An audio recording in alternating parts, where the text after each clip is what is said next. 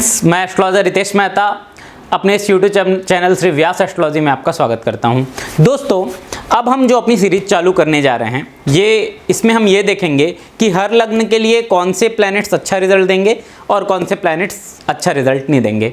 देखिए, टोटल 12 लग्न होते हैं, मेष लग्न से और मीन लग्न। तो मेष लग्न के लिए कुछ ग्रह अच्छा रिजल्ट देते हैं और कुछ ग्रह अच्छा रिजल्ट नहीं देते हैं। जस्ट इसी टाइप से हर एक लग्न में कुछ ग्रह उनके अच्छा रिजल्ट देते हैं और कुछ ग्रह अच्छा रिजल्ट नहीं देते हैं। तो हमको ये सबसे पहले, जब आप कुंडली का एनालिसिस करने जाएंगे तो सबसे पहले ये जानना पड़ेगा कि उस कुंडली के लिए कौन से ग्रह शुभ फल देंगे और कौन से ग्रह शुभ फल नहीं देंगे। अगर ग्रह शुभ फल देने वाले हैं, उनको आपने पहचान ले लिया, तो उनकी जो दशा और अंतरदशा होगी उसमें व्यक्ति के जीवन में ग्रोथ होगा, हर टाइप का ग्रोथ होगा, फाइनेंशियल ग्रोथ होगा, करियर वाइज ग्रोथ होगा। जो उस ग्रह की कैपेबिलिटी होगी वो उस टाइप का रिजल्ट देगा। तो जब आप किसी व्यक्ति के कुंडली का एनालिसिस करने जाएंगे तो सबसे पहले आपको ये देखना है कि ये जो पर्टिकुलर कुंडली है इसमें कौन कौन से ग्रह शुभ हैं और कौन से ग्रह इस कुंडली के लिए शुभ नहीं हैं, और कौन से ग्रह ऐसे हैं ना तो शुभ हैं और ना ही अशुभ हैं बल्कि सम हैं। तो इस कड़ी में जो पहला लग्न है वो है मेष लग्न। मेष लग्न जो है ये मंगल भगवान का लग्न है, जो आपको यहाँ पे दिख रहा है 1 नंबर, इसको अपन डिनोट करते हैं। तो मेष लग्न के लिए आपको पहचानना पड़ेगा कि कौन से ग्रह शुभ हैं और कौन से ग्रह शुभ नहीं हैं। इसके अलावा एक और चीज मैं आपको बताऊंगा कि इस लग्न के लिए मारक ग्रह कौन सा है। तो सबसे पहले मैं आपको यह बताता हूं कि मेष लग्न के लिए मारक ग्रह कौन सा है।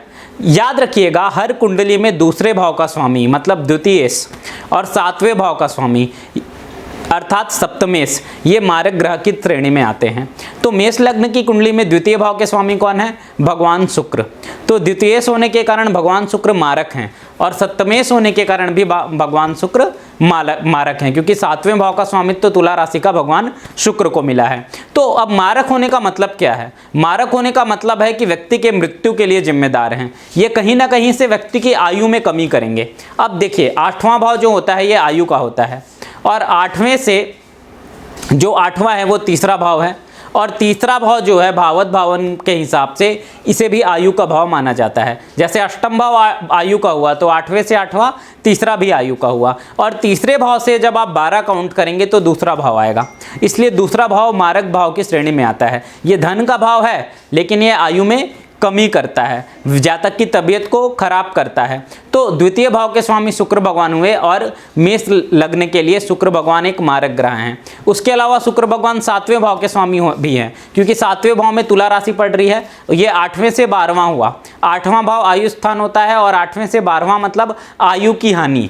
तो 7वें भाव के स्वामी शुक्र भगवान होने के कारण वो भी यहाँ पे मारक ग्रह कहलाए। तो मेष लग्न के लिए शुक्र भगवान मारक ग्रह हुए।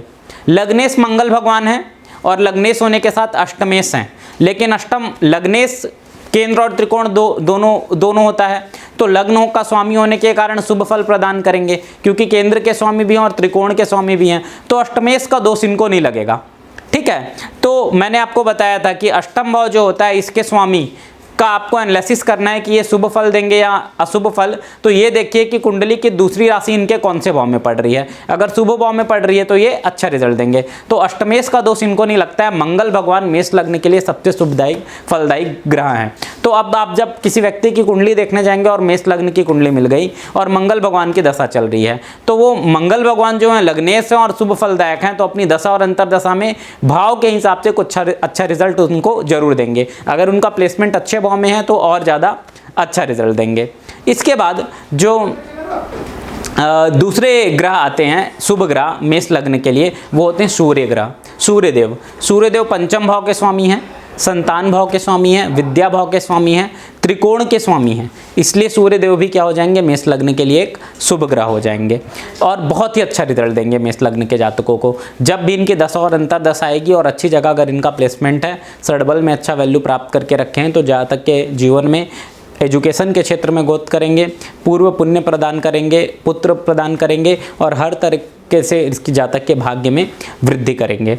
तीसरे शुभ ग्रह जो मेष लग्न के लिए हैं वो हैं गुरुदेव। गुरुदेव क्योंकि 9th भाव के स्वामी हैं। 9वां भाव भाग्य का भाव हुआ, पिता का भाव हुआ, और साथ में 12वें भाव का स्वामित्व भी गुरुदेव को मिला है। और 12वां भाव मैंने आपको बताया था नेचुरल भाव होता है। अगर इसका 12वें भाव के लॉर्ड को त्रिकोण का स्वामित्व भी मिल जाए तो वो उस लग्न के लिए शुभ हो जाते हैं। तो इस कुंडली में जो आपके गुरुदेव हुए ये क्या हो जाएंगे? शुभ ग्रह हो जाएंगे और ये आपको क्या करेंगे, अच्छा रिजल्ट देंगे। तो अभी तक हमने क्या पढ़ा, सूर्यदेव अच्छे ग्रह हुए, गुरुदेव अच्छे ग्रह हुए। तो सूर्यदेव को हम बोलेंगे फंक्शनल बेनिफिट प्लैनेट इस कुंडली के लिए, गुरुदेव को बोलेंगे फंक्शनल बेनिफिट प्लैनेट और मंगल भगवान को बोलेंगे फंक्शनल बेनिफिट प्लैनेट। अब शनिदेव की बात करते हैं। शनिदेव जो हैं मेष लग्न के लिए शुभ ग्रह नहीं है, पाप प्रभाव में आ जाते हैं क्योंकि 11वें भाव का स्वामित्व इन्हें मिलता है। मैंने आपको बताया था अगर किसी ग्रह को किसी कुंडली में 11वें भाव का स्वामित्व मिल जाता है तो वो ग्रह उस कुंडली के लिए शुभ नहीं होता।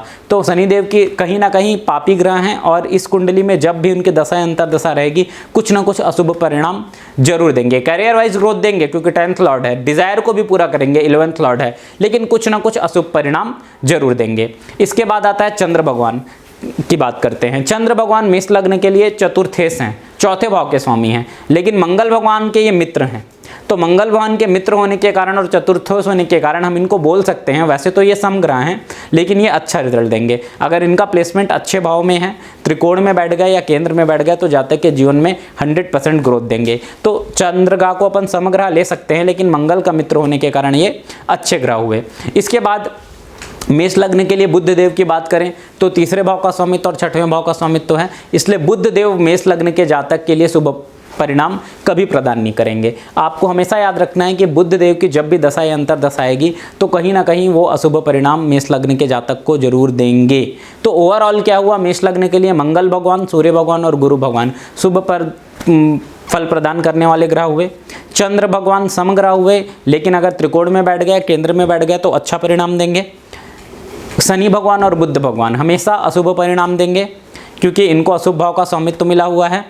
और जो शुक्र भगवान है ये मारक ग्रह हैं, केंद्र और द्वितीय भाव के स्वामी हैं। त्रिकोण में बैठ गए तो अच्छा रिजल्ट आप एक्सेप्ट कर सकते हैं, अच्छे ग्रहों के साथ युति अगर करें तो भी अच्छा रिजल्ट दे सकते हैं, लेकिन मारक ग्रह होने के कारण मारकत्व तो इनके में जरूर होगा। ये कहीं ना कहीं जब भी इनकी दशा या अंतरदशा आएगी तो जीवन में किसी ना किसी प्रकार की शारीरिक तकलीफ जरूर देंगे। तो दोस्तों ये मेष लग्न के ऊपर मेरा एक छोटा सा एनालिसिस था। मेरे चैनल को सब्सक्राइब करें और मेरे वीडियो को ज़्यादा से ज़्यादा शेयर करें। धन्यवाद।